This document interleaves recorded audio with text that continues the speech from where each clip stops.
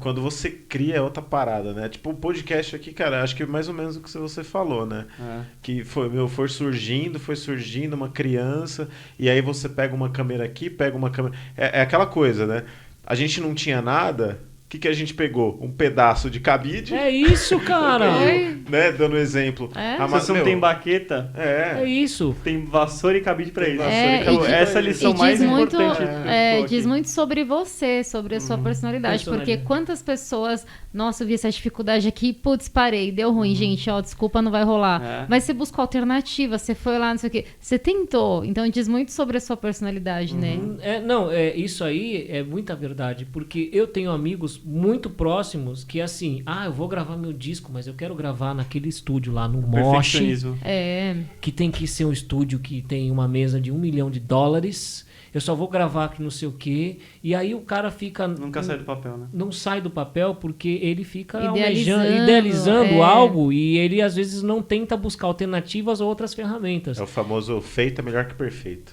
Cara, hoje nós vivemos num mundo, cara, que o cara entra no site, no Mercado Livre, e ele compra um microfone chinês, e ele tem aquele microfone chinês, já dá condição dele gravar e tirar um som, entendeu? É o que a gente fez aqui, basicamente. Cara, só fazendo adicionando uma história a esse meu primeiro disco, eu comecei a gravar esse disco em parceria com o estúdio de um amigo, uma permuta. O cara tava começando o estúdio, e aí, vamos fazer tal, olha, eu ajudo a divulgar, eu tento usar um pouco do meu nome, né, pra tentar divulgar, levar os músicos pra lá pra gravar e tal. E, puta, o cara fechou, não, vamos nessa e tal. Só que aí o que aconteceu? Uma produção de um disco não é um negócio assim, vou chegar lá, o jeito que eu queria fazer. Não era, vamos chegar lá, gravar e acabou. Não, queria fazer um negócio exatamente... Decente, né? Decente, planejado, bonitinho, organizado. Não queria que fosse, vamos 3, 4 e toca, não. E aí o que aconteceu? Quando a gente começou a gravar... e aí também tem os lados ruins, que é assim, né? Você chama um amigo pra gravar, você não vai pagar um cachê pra ele, né? Você vai pagar um muito obrigado, né? Muito obrigado, um hot dog cara, no final. Valeu, que honra. Então, assim, aí vamos lá, primeiro dia de gravação, começa às 2, tá? Eu chegava lá às 11, montava a batera, tal. Aí o baixista deu 2 horas, cadê o baixista? Onde você tá, fulano? Eu tô aqui, cara, tá um trânsito, tá chovendo, e o cara nem saiu de casa, né? Tipo, aí 4 horas da tarde chega o baixista, aí 6 horas da tarde chega o pianista. Aí tá bom, vamos gravar. Aí gravava um take, 2 takes, aí eu quero refazer isso, quero refazer aquilo. Aí quando via já era meia-noite de estúdio. E eu não tinha gravado, o que eu tinha gravado eu não tinha ficado satisfeito.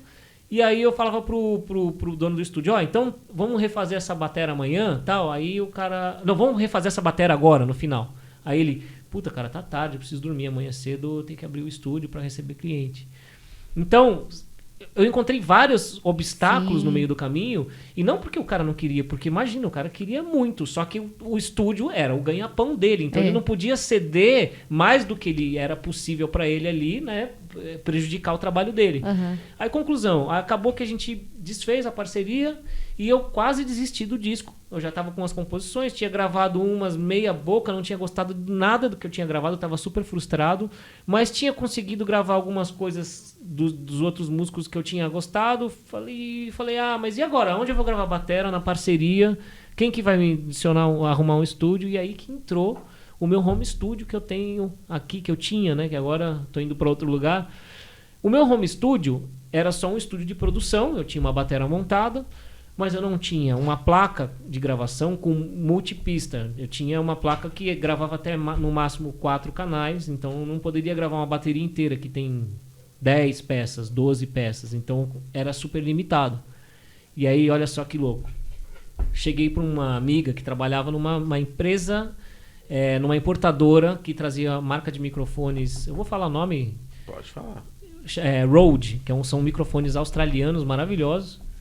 Na época eu falei, olha, você está trabalhando aí e tal, pô, será que você não consegue um set de microfones emprestado para eu gravar o meu disco e tal?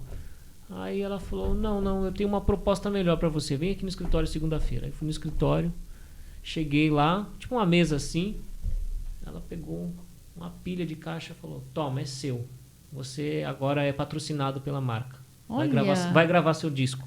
Eita. Gente. Sensacional, São hein? sinais do universo, aí né? Você ficou arrepiado, né? Aí eu...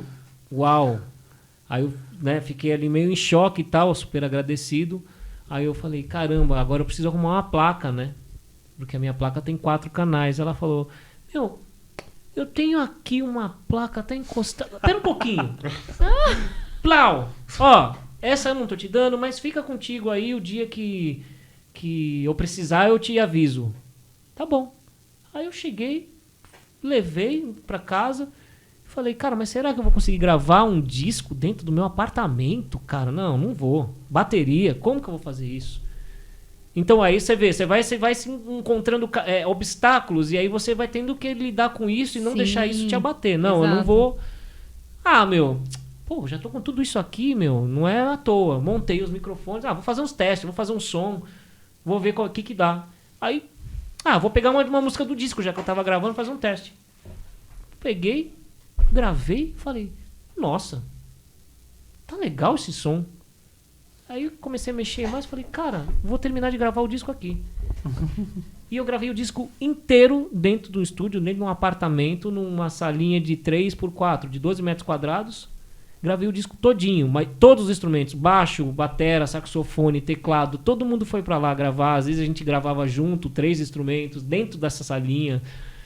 E foi uma das experiências mais loucas, porque eu nunca tinha gravado, de fato, eu mexendo em tudo, microfonando tudo e cuidando dessa parte. Eu já tinha técnica de mixagem e de masterização por causa dos trabalhos de música eletrônica. Tá vendo como nada é em vão na vida? Exato. Tudo Olha só, porquê, né? nada é em vão. Todo aquele tempo que eu passei sem tocar bateria, eu aprendi em áudio, aprendi em engenharia de áudio, a mexer com frequências, né? A aprender a mixar. E isso aí eu trouxe essa bagagem para mixagem do meu disco. Que inclusive, esse disco ele foi tese de aluno de faculdade de áudio, de discos bem mixados. Nossa, caraca, gente. Sério? Nossa. Sim. Eu tô cada história mais impressionada, assim. Sensacional. É muito louco. Então, a gente acaba virando um camaleão mesmo, né? Na história toda. Então, eu só voltei lá para falar para vocês, tá vendo? As coisas, elas tinham que acontecer. E eu tava recebendo avisos, assim, tipo, vai, cara, vai indo. Vai indo, entendeu? Eu tô impressionada com a sua capacidade de se adaptar, né? Porque você se adaptou de resiliência, se adaptou aos artistas, aí depois se adaptou ao seu modo, né? De montar o seu disco, depois você falou na sua casa, num estúdio pequeno, né? E tudo foi assim, você foi se adaptando, você foi se moldando conforme o que dava. Exatamente. Né?